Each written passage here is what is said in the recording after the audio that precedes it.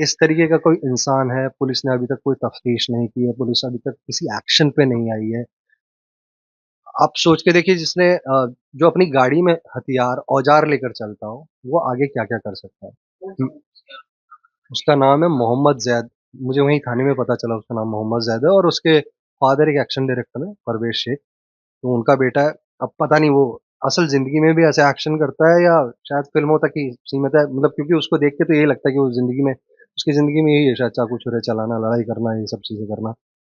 तो मुझे personally feel होता है कि अगर उस दिन ज़्यादा लग जाती या उस दिन ज़्यादा बड़ा कुछ हो जाता, तो शायद मेरे परिवार को बहुत सारी दिक्कतें झेलनी पड़ती या शायद मैं रहता ही नहीं तो क्या होता। पुलिस उस तरीके से मामले को देख ही नहीं रही है। सीसीटीवी फुटेज ले जाने के 2 दिन बाद तक अब अभी तक थाने से कोई फ़ोन नहीं आया है। ना कोई गिरफ्तारी हुई है, ना थाने से फ़ोन आया कि आप लोग आइए, हम लोग उसको बुला रहे हैं। कोई भी कार्रवाई नहीं हुई है अब तक और मुझे लगता है कि अगर ऐसा मामला है, तो पुलिस को कुछ कार्रवाई करनी चाहिए थी। जब हमने ये चीज़ बताई पुलिस को कि हम लोग गुज़र रहे थे वहाँ से और वो सॉरी बोलने के इरादे से आया था, लेकिन उसने ये किया, तब भी पुलिस का कोई एक्शन नहीं आया।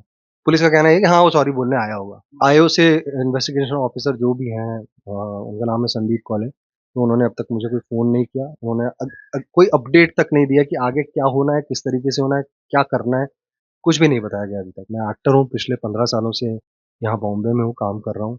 मैंने फ़िल्में की है चलो दिल्ली, मैरी कॉम, रणथंभौर, रेगिस्तान, क्राइम पेट्रोल के बहुत सारे एपिसोड्स किए हैं मैंने। इसके अलावा सीरीज़ की है सास बहू और फ्लामिंगो, द जिंगा बुरुकर्स, एक सीरीज़ मेरी आने वाली है प्रतीक गांधी के साथ, फॉर योर आइज़ ओनली।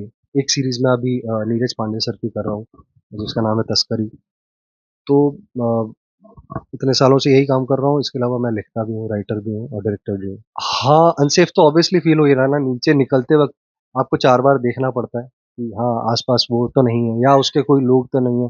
क्योंकि मुझे तो पता भी नहीं है वो उसके कौन लोग जानकार हैं यहाँ पर, कितने लोग जानकार हैं। नहीं, मेरी मेरी उससे कभी बातचीत नहीं हुई और ऐसा कभी गौर भी नहीं किया क्योंकि मैं जानता ही नहीं जिस आदमी को, उसको क्या देखूँगा मतलब कभी आप गौर उसी को करते हो ना जो आप जिसको जानते हो। तो मेरी कोई मुलाकात तो थी नहीं उससे। मुझे तो अभी मालूम चला जिस रोज़ ये घटना हुई है उस दिन। तो हाँ, बहुत सेफ़ली जाना पड़ता है। आना बंद कर दिया है इस रास्ते में, क्योंकि आप अपने घर से इतने दूर से 1200 किलोमीटर दूर आकर आप अपना काम करने के लिए आए हो, सिर्फ़ काम करने के लिए आए हो। तो ये तो हमको करना ही नहीं है। हम यहाँ पे कमाने के लिए आए हैं, हम यहाँ पे अपना नाम बनाने के लिए आए हैं। लड़ाई-झगड़े करना मतलब हमारा काम ही नहीं है ना लड़ाई-झगड़े करना। तो मैं बस मेरी रिक्वेस्ट ये है पुलिस से कि जल्दी से जल्दी मामले को जिस तरीके से लिया जाए, जिस संजीदगी से लिया जाए, उस संजीदगी से लेना चाहिए पुलिस को। नहीं तो या आगे अगर कुछ होता है तो फिर पुलिस क्या उसकी ज़िम्मेदारी ले पाएगी? मतलब अगर मतलब सोचकर अगर हम ये देखें कि वो दोबारा हमला करता है और उस हमले में मैं कोमा में चला जाता हूँ या मुझे बहुत ज़्यादा लग जाती है और ऑलमोस्ट उस दिन 1 यूनिट से ज़्यादा ब्लड लॉस हुआ है मेरा। तो अगर ये होता है, अगर ऐसा होता है तो क्या पुलिस ज़िम्मेदारी ले लेगी इस चीज़ की?